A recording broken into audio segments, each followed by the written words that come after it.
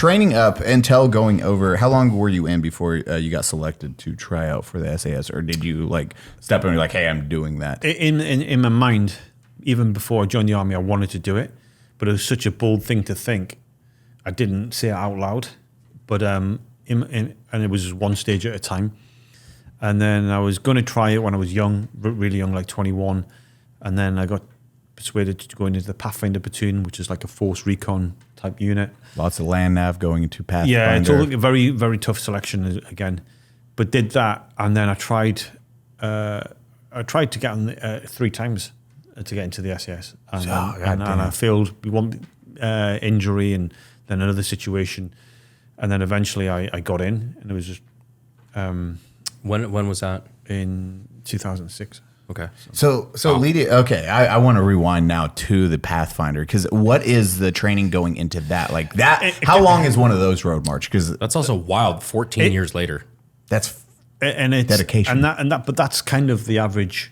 I don't know what it is now, but they say that like when they do the math, it's like average age is a lot younger than what it is, but it's not the average, because you might get one person who joins when they're young and like say 21, 22. That brings the averages down.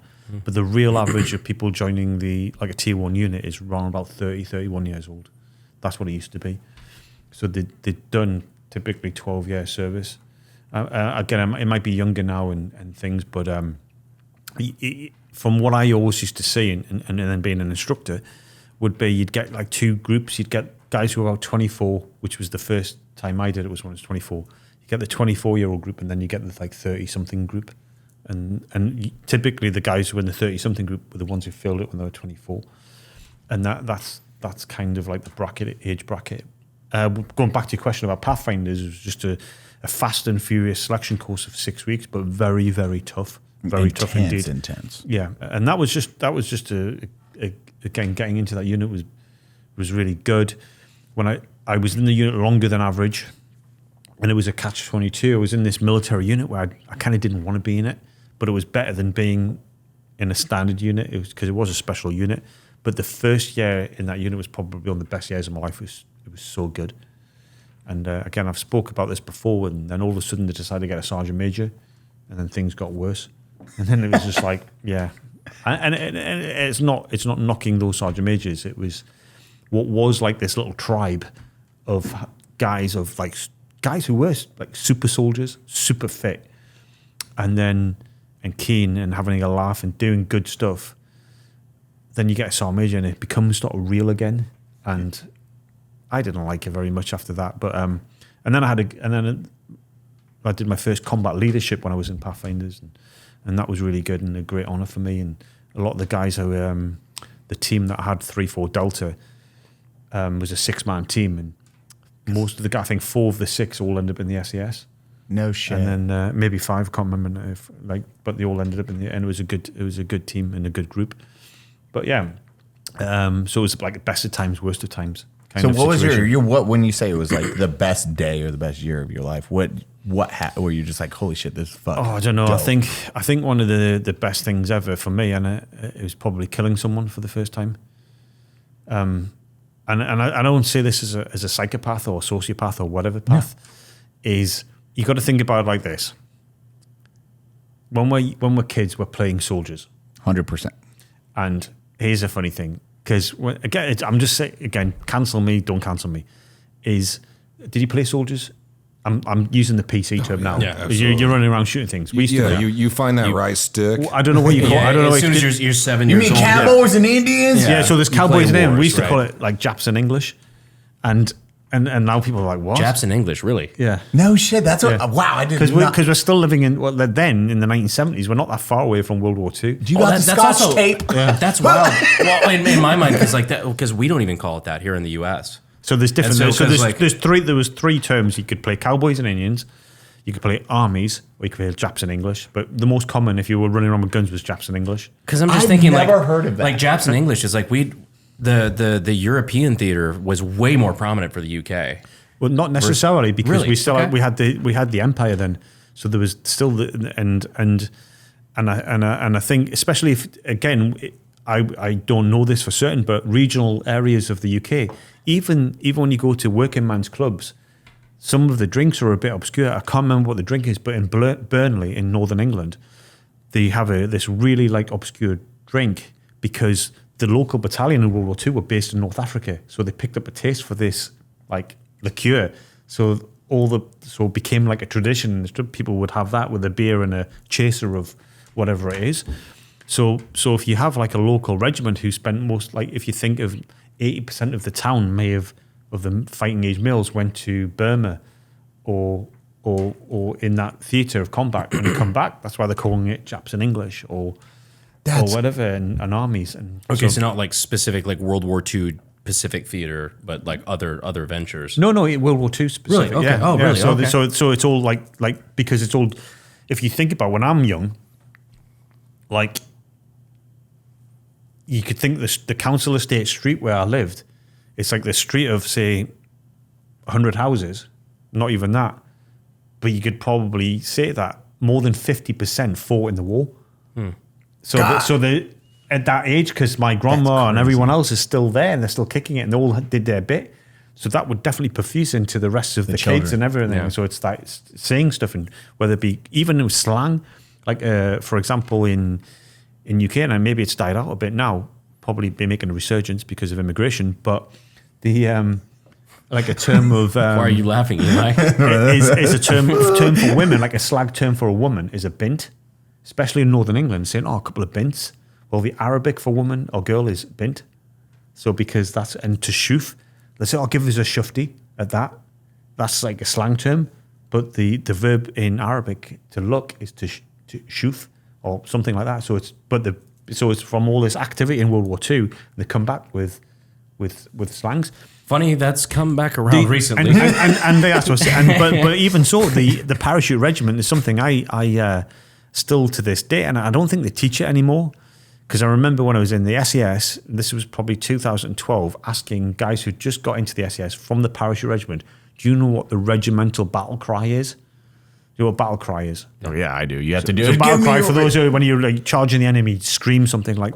Show me your war. Yeah, so it's a battle cry, but the parachute regiment has a regimental battle cry, and it's kind of a twisted joke, but it's Wahor Muhammad. Wahor Muhammad, and you're like, and used to see old guys from World War II. If you saw you wearing a parachute regiment shirt, they'd be like Wahor Muhammad, and you'd be like, and you'd know that guy was like a World War II vet or a veteran of the parachute regiment. Where'd it come from? Because when they were fighting the North African campaign, all the locals would always go Wahor Muhammad to them as like a greeting. Yeah. So they go Wahor Muhammad. So they took it as a sick joke. So when they were bayoneting Germans, they'd be going Wahor Muhammad as they were bayoneting them and stuff. It's So, fucking hardcore. but if it's always the How you doing? and then again, so it's like a black joke. It's like black humor because that was the normal greeting that the locals and everyone say. But it became. I got told that there's a regimental battle cry and it's Wahor Muhammad. Wahor Muhammad, but that's what they turned it into a joke, like saying bayoneting people or storming machine gun bunkers, shouting Wahor Muhammad. Like, Did you have family that fought in the North African campaign? No, but that's where so another interesting fact about the parachute regiment is their nickname is the Red Devils, and it's not because they wear maroon berets. It's because in North Africa, the sand's red, similar as in Kenya and other places. It's got red sand. So when they were after fighting, they'd be covered in red dust. And the Germans said that the paratroopers were coming at them like red devils. Yeah. Oh, that's fucking gang. Dude, that's when you know you're making an effect is when you're called like Red Devils because the way you look coming into battle. Yeah. Because And it's not In the name of the some- Marine Corps, the American Marine Corps, the Devil Dogs. Like it's a similar situation. I fucking love that shit so much. So yeah, and I don't know what the original. We've come on a long journey, but what was the question? I don't even fucking know. I just got a history lesson, and everyone, all the audience is like, Well, I hope that Again, people. it's like, these motherfuckers are autistic as shit, so they're just like, just happy. But there's people. What I hope as well is people if people in the UK are watching this, and people in the parachute regiment, because I think some of this hasn't been taught anymore. Maybe it has been, and people will comment about it, I'm sure. But this is what we used to get taught, and it's something I was fiercely proud of. It was like regimental and regimental history, both SAS and the parachute regiment. I didn't get taught when I was in the parachute regiment stuff I got taught in the military, but the SAS stuff I knew before I joined. And it's quite sad, when any sort of history dies away. Oh yeah. Whether it be positive or negative, because we learn from it and we evolve and And a lot of it is a good example. Again, is like, well, You never really delete talked about never it. happened. Nobody really That's talked terrible. about it, but it's such a good example of like black humor. Is we're going to have this regimental battle cry which will survive longer than most of the people who fought in the campaign did. Well, it does now, because I'm bringing it back to life. Is Wahor Muhammad, and it's having this sick joke of when you're banging in someone, going like a cheery thing, going, "Hey, how is it doing?" Like a Wahor Muhammad. If you need just an idea for you, if you did a shirt that just said that, Yeah. that's a fucking dope ass shirt. I And you guarantee better they're do it like, because that was a nice thing, 'cause the Chinese are already fucking on it right now because of this right here. They'll be linking it in the fucking Twitter bio. Hello, Muhammad. Hello, Muhammad. Sorry. That's going to be the uncensored. I do accents all the time. Well, Muhammad. The uncensored is Ooh Woo Muhammad. But there's a thing, because I remember a friend of mine, he was doing some extra work when he was on leave in the parachute regiment. He had a vest on. And a lot of guys in the parachute regiment have like the parachute regiment cap badge tattooed on them. I don't have mine covered. And he's doing some work on a building site, and some old guy was like, "Whoa, Muhammad!" And it's like, because he saw the tattoo, he saw the thing, and it's like, "Oh, he goes, yeah, it's." Dude, it's one of those experiences. Man, I love like just the lore behind like history in general and learning about it. I know. Also, I was talking to Fat Electrician Nick today. Hi, Nick. He actually wants to do just a video on you, how he does his history breakdowns. He's like, ask him if I can do a history segment on him. Yeah, because I had no idea that your lore, so to speak, with the British military went back that long. I would suggest no clue. saying yes. I mean, there's lots of like traditions and like customs that go back hundreds and hundreds of years, older than this country. They just, yeah. But Sorry, We don't drink's hold really that good. 1770s bit against you, by the way. no, I don't. And then this is It's that several year period was a little awkward, but aside from that, we've all been very good allies. Like this is where I show my true colours, and that probably that's the right term for it. So I remember someone commented on social media saying, "Hey, I'm glad." I think it was a Black Rifle post or something, and someone said, "We're glad you weren't around in 1776." Yeah. And I said, 100%. "Well, I'm trying to become an American, so I was probably a turncoat anyway, so it doesn't matter." My So it's favorite probably- post I think ever on social media was yours. Or it was July 4th, and you said Happy Treason Day. Yeah, all right. Jericho, he's a good friend of mine. He gave me that T-shirt, and I was like, I thought I'd wear it. But I love again, hopefully people could see the joke in it. I'm there, and I've got a cup of coffee, and holding an assault rifle, going, Happy Treason Day. It's like that was. I hope people got the joke of it. Yeah.